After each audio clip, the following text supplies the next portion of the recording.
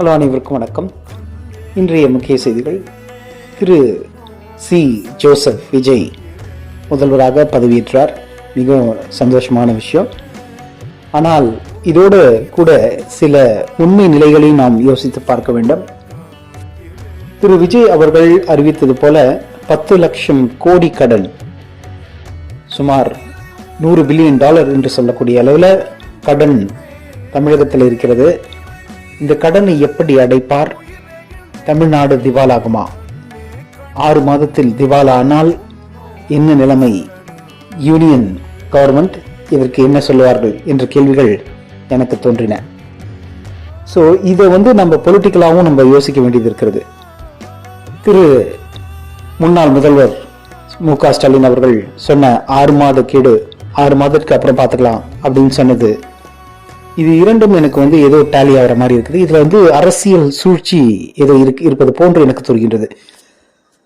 விஜய் அண்ணா அவர்களுக்கு நான் தெரிவித்துக் கொள்வது, நாம் இந்த ஃபினான்ஷியல் ஸ்டேட்டஸ் நம்ம ரிவ்யூ பண்ணணும். ஃபர்ஸ்ட் பாயிண்ட், இது எப்படி நம்ம ஸ்டேட் ஓன்ட் டிரான்ஸ்போர்ட்ஸ் இதெல்லாம் கொஞ்சம் எப்படி பிரைவேட்டோட சேர்ந்து அதனுடைய நிதி நிலைமையை, பேலன்ஸ் ஷீட்டை சரி செய்ய வேண்டும். மேலும் அந்த சில அசெட்ஸ், லைபிலிட்டிஸ்லாம் கண்ட்ரோல் கொண்டு வர வேண்டும் என்பதே. இது நம்ம ஆடிட்டர்ஸ்லாம் வச்சு நம்ம பண்ணிக்கலாம். அதனால ஒரு 2 வருட திட்டமோ இல்லை 3 வருட திட்டமோ வைத்து நாம் செய்ய முடியும்.